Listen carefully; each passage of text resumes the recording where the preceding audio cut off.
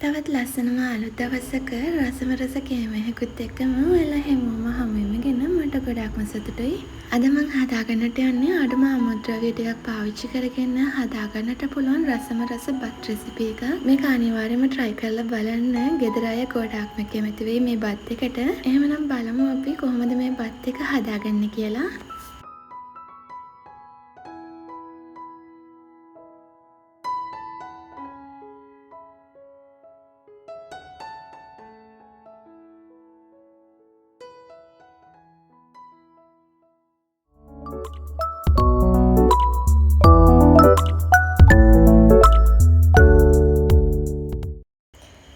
ඉස්සෙල්ලාම මං චිකන් ටික උයා ගන්නට යන්නේ. ඒ නිසා මම මේ වගේ භාජනයක් ලිපේ තියලා රත් කරගෙන ඒකට පොල් තෙල් ටිකක් එකතු කරගන්නවා.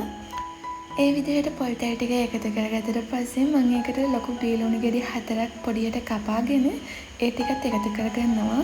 අපි එකතු කරගන්න ලුණු වල ප්‍රමාණයට අනුව මේකේ රස ගොඩක්ම වෙනස් වෙනවා.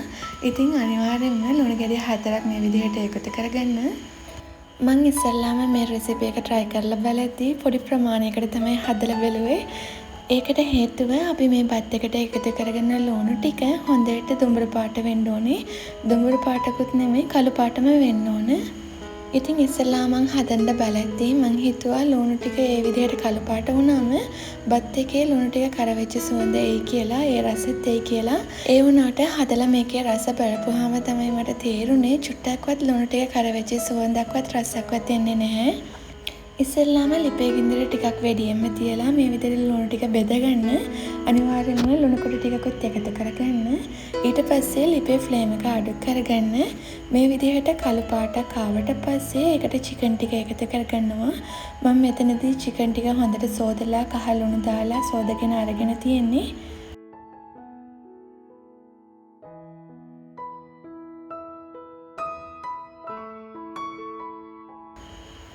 ඒ විදිහට චිකන් කෑලි ටිකත් එකතු කරගත්තට පස්සේ මේ ලුණු ටිකත් එක්ක හොඳට මේ විදිහට කලවම් කරගන්න ඕන.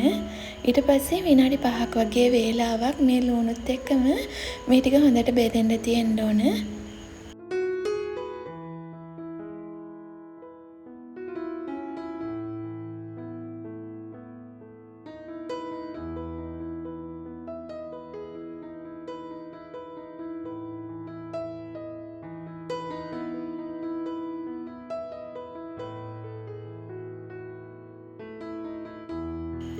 ඒ විදිහට හොඳට කලවම් කරලා මම විනාඩි 5ක් වගේ වේලාවක් තෙල් වලින්ම මේක හොඳට බෙදලා අරගන්නවා.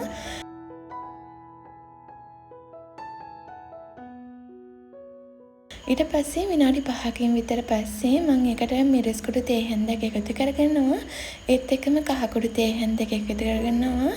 ඒ වගේම 3-5 කුඩු තේ හැඳි දෙකක් එකතු කරගන්නවා.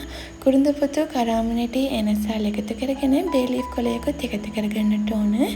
ඒ වගේම මෙදින් පලාගත්තු අවු මිරිස් කරල් 3කුත් එකතු කරගන්නවා.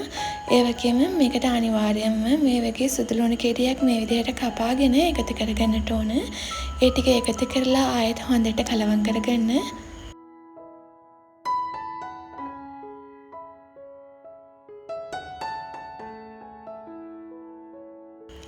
එකතු කරගත්ත කුළුබඩු ටිකත් එක්ක චිකන් එකත් හොඳට කලවම් වුණාට පස්සේ මම ඒකට උණු වතුර ටිකක් එකතු කරගන්නවා. උණු වතුර ටික එකතු කරලා ඒකෙන් හොඳට කුක් වෙන්න තියෙන්න ඕනේ චිකන් ටික. ඒ වගේම මේ වෙලාවේදී ලුණු වල ප්‍රමාණය තොරට බලා ගන්නට පුළුවන්. ලුණු වැඩි නම් ලුණු ටිකක් එකතු කරගන්නට පුළුවන්.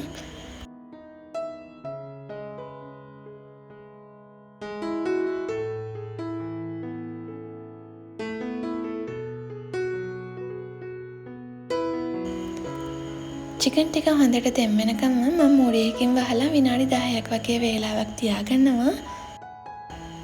එහා පැත්තේ චිකන් කරි එක හොඳට කුක් වෙනකම් මම මේ පැත්තේ බත් ටික උයා ගන්නයි යන්නේ. මම එදා දවසේ කිරිසම්බා හාල් තමයි අරගත්තේ. බාස්මති හාල් තිබ්බනම් අනිවාර්යයෙන්ම ඒකේ හදලා බලන්න. ඒකේ ගොඩාක්ම රසයි. සෝදාගත්ත හාල් ටිකට රම්පේ බේලිෆ් කොලයකොත් එකතු කරගෙන අවශ්‍ය ප්‍රමාණයට ලුණුත් එකතු කරලා හොඳට කලවම් කරලා මං රයිස් කුකර් එකේ පොඩි වෙලාවක් මේ ටික තැම්බෙන්න තියෙනවා. බත් ටික ගොඩාක් වෙලාවක් කුක් කරගන්න අවශ්‍ය නැහැ. 75ක් වගේ ගාණක් කුක් කරලා අරගත්තොත් ඇති.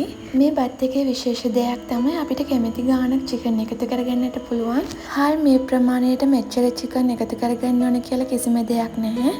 අපිට කැමති විදිහට එකතු කරගන්නට පුළුවන්. ඉස්සෙල්ලාම මං චිකන් ටික කුක් කරද්දී මට අමතක වුණා තක්කාලි ගෙඩියක් කපලා එකතු කරගන්න. ඊට පස්සේ මං තක්කාලි ගෙඩියකුත් එකතු කරගත්තා.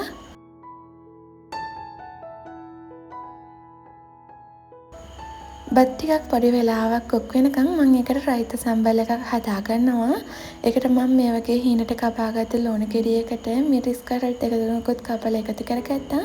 අවශ්‍ය ප්‍රමාණයට ලුණුයි, ඒ වගේම දෙහි ගෙඩියක යූෂායි, ඒ වගේම මිගිරි ටිකකුත් එකතු කරලා හොඳට කලවම් කරලා ඒ ටික සෙට් වෙන්න තිබ්බා.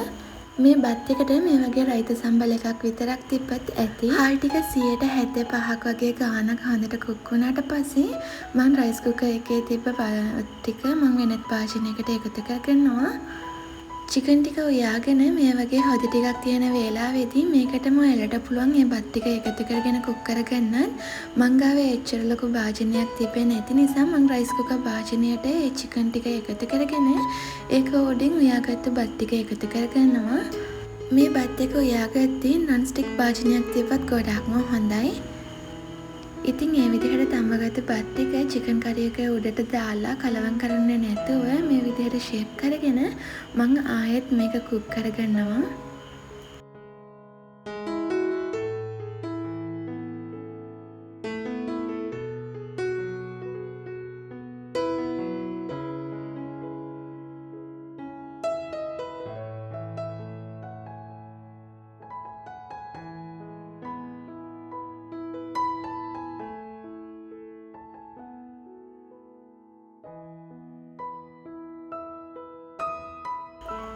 විනාඩි 5ක් වගේ වේලාවකට යන්නේ නැහැ. ආයෙත් මේක කුක් වෙන්න. මේ විදිහට කුක් වුණාට පස්සේ අපිට පුළුවන් මේක හොඳට කලවම් කරගන්න. ඇත්තටම අපි හිතනවට වඩා මේ බත් එක ගොඩාක්ම රසයි. අනිවාර්යෙන්ම try කරලා බලන්න ඕන බත් රෙසිපි එකක් තමයි මේක. කිසිම ෆුඩ් කලරින් එකක්වත් කිසිම මසාලා එකක්වත් එකතු කරගන්නේ නැතුව හදාගන්න පුළුවන් රසම රස බත් එකක් තමයි මේක.